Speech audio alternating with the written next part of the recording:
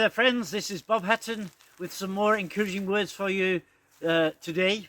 We're speaking about the Acts of the Apostles. We're in chapter 17, and we've already dealt with the story of Paul being in Thessalonica, came there to plant a church, and he was able to speak on 3 consecutive Sabbath days in the local synagogue.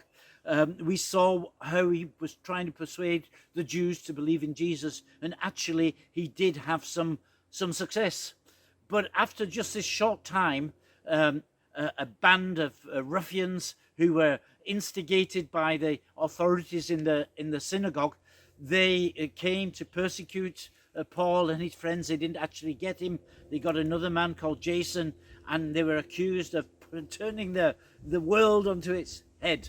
Well, anyway, Paul had to escape from Thessalonica because they were looking to kill him, actually.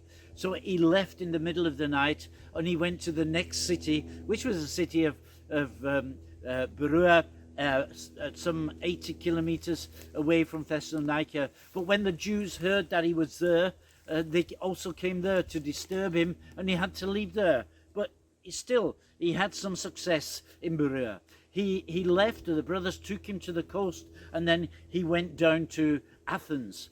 He left Timothy and Silas in Berea, and he was waiting for them to come to Athens, and they were to come quickly, actually.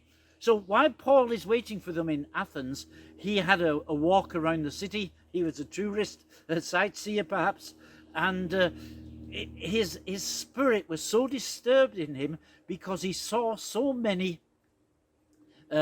idols, so many false gods, and he was really moved. And then we find a little word in the Bible, and it says "so." Because he was disturbed in his spirit, he started to do something. He went, as he did so many times, to the Jewish synagogue, and there we find this word again, reasoned. He began to reason with them, try to persuade them to believe that Jesus was the Messiah, Jesus who was raised from the dead. He was the Messiah. He spoke to the Jewish people, but he also spoke to the so-called God-fearers, the people from the nations who were looking for the God of Israel. But then he said, and he spoke to anybody who might come by on the marketplace. Marketplace, the Greek word is agora, which means it's like a Roman forum. It's a place where people would meet, where people would come to have a drink, to maybe eat something, as well as buying and selling stuff on the market. And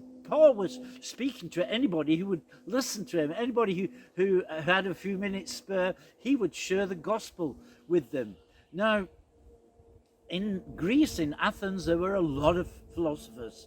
And the philosophers also came by, and they wanted to hear what he was saying. Now, the word philosophy, philos, means friendly or love, and Sophie means wisdom. They were the people who loved wisdom, and they were always looking for new wisdom. And they said, let's listen to what this babbler has to say to us. They were really very discriminatory, because they use this word babbler, and that babbler, literally, it's the seed picker. Let's listen to what this seed picker is saying. And they meant he's a crow. He's picking the seeds from the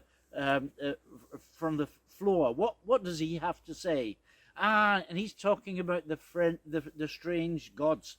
And for strange, they use this word xenos, which we kind of use for people who come from other countries, something that is and especially when we're looking down on these people, and they don't actually say gods, but they say demons. So he's talking about some strange demon.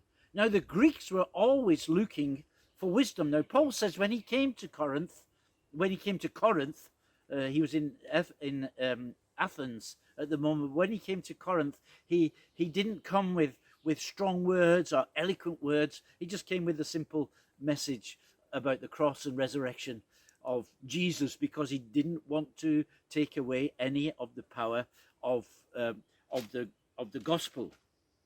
Now, he tells us there in 1 Corinthians chapter 1 that the Jews, they were looking for a miraculous sign. They were looking for something special, and the Greeks were looking for wisdom.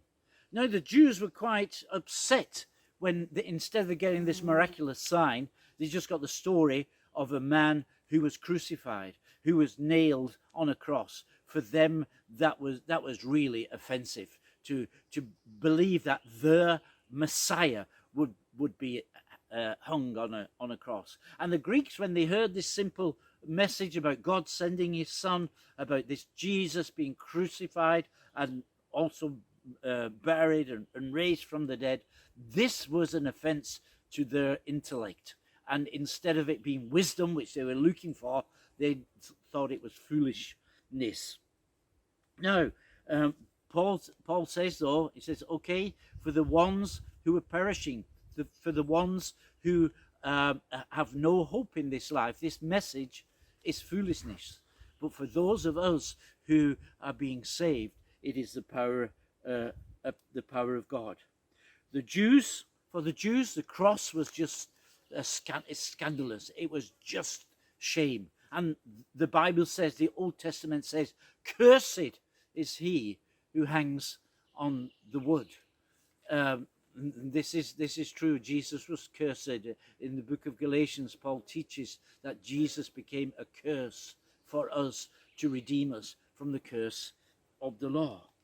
The Jews, it was an offense, and for the Greeks, it was foolishness. It was absolutely absurd that this cross could have any power at all. That's why he said, I didn't come with eloquence. I just came with the simplicity of the message of the cross, because I didn't want to rob any of its power.